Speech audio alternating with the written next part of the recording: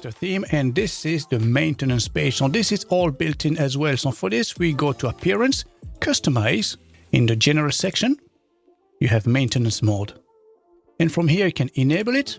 And here you can select the mode, so maintenance mode or coming soon.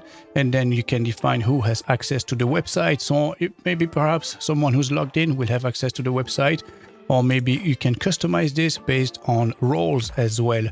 And you can select your template. So how does this work? Well, basically you go back to an extra builder here. We're going to create a new template together, add new. So let's give it a title, maybe maintenance template. We're going to say this is a page and then singular page, okay?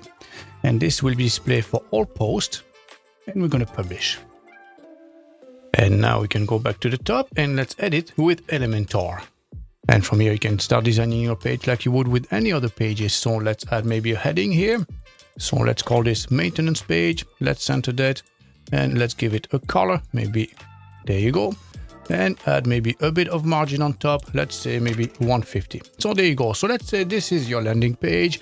Obviously, you have to put a bit more work and time into it and make it look a bit better. But let's say this is our template now. And we can go back to our settings. And as you can see, we set this up as a maintenance page. And let's select our template. So maintenance template. So let's click publish. And I'm going to open this in an incognito page. So let's paste our URL. And there you go. As you can see, now we have the content of our maintenance page displaying instead of the rest of the content.